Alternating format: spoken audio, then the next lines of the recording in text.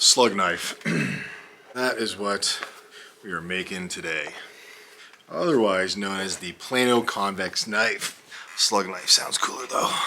And this was a pretty interesting knife. So this knife was used during the Chalcolithic period or the Chalcolithic period, tomato, you could pick how you want to say it, known as the Copper Age, which is actually Greek, meaning copper and stone, if you will. So Chalcolithic, copper and stone. That period in time was when copper smelting became a thing. And this is regionally. It's still hard to pinpoint exactly what was that very first spot that started to smelt copper. Even when copper was being smelted and formed into simple tools, knives and axes and even jewelry at that time, stone was still being utilized. Stone was still kind of not necessarily a priority, but it was still being utilized in very simple forms. Why I find the slug knife so interesting is that for me and some archaeologists, Plano convex, or that slug knife, is really a clear indication in people's inability to knap or to work stone. It was very evident on the slug knife.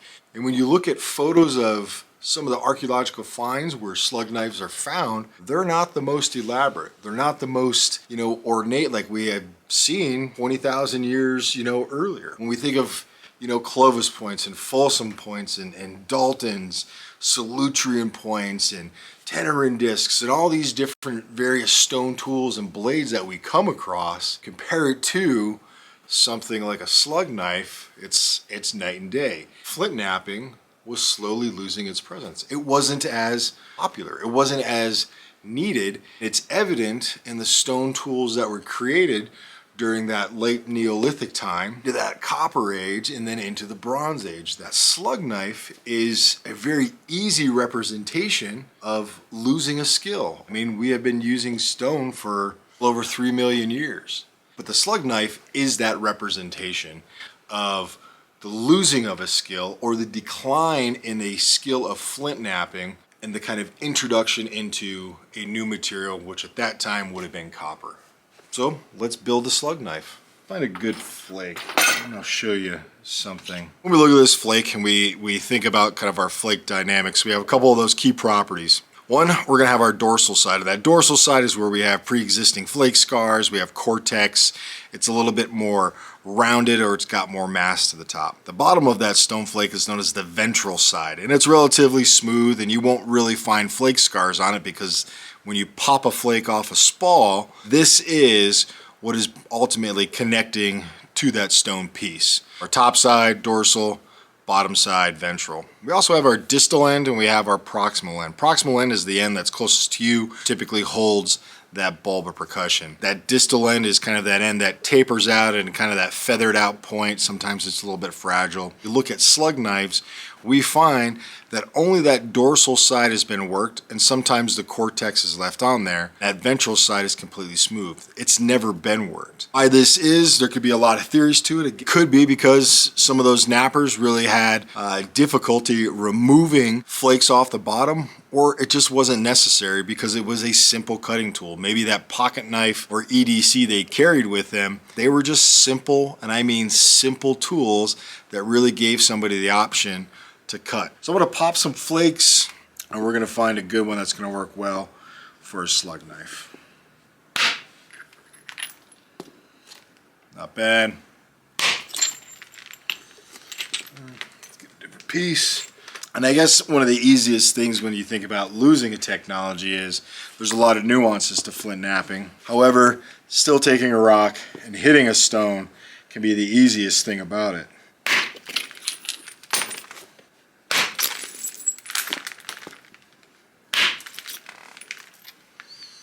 That piece would work. Interesting. Here we go. That's the piece we're looking for. Yeah. And I imagine with the declining kind of understanding of flint knapping as copper quickly came into play, taking a hammerstone, hitting a rock, creating a nice big flake, turning it into a slug knife. And this is going to be hard for me. And the reason why is that for such a long time when it comes to flint knapping, I have always been trying to identify that center line and removing stone from both of these faces, ultimately trying to create something that has been worked on both sides that is relatively thin. But in that slug knife practice, there's really a rudimentary removal of flakes, just this dorsal side with a little bit of edge work, and that's the knife.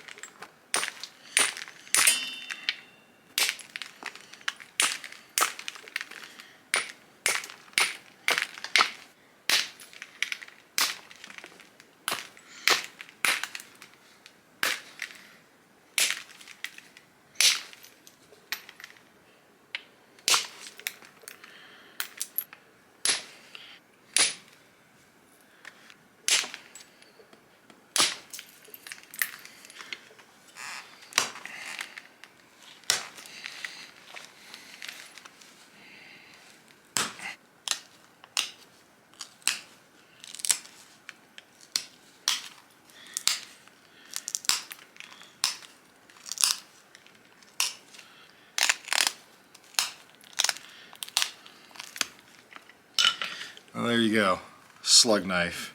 Edges are worked, very massy up on top. You even still have cortex present. This right here was that tool that was kind of carried around. I mean, it was just a simple blade in form. You can see there's lots of mass on this upper side, but I've got a cutting edge the whole way around that I could absolutely use to cut things with. Now, I know this is not cool, it is not sexy, it is not like any sort of the ancient stone tools we have found in archaeological sites, as well as the ones you've seen me make here. But what this thing really represents is that transition, and that's where I think kind of the beauty in all this lies, is that this slug knife is an easy example of a loss of understanding of flint knapping, transition into working more with copper, bronze, and then eventually iron. It was just a cutting tool. It was a simple cutting tool from a lost technology that was quickly being replaced by copper. All right, that is a slug knife. Appreciate you watching.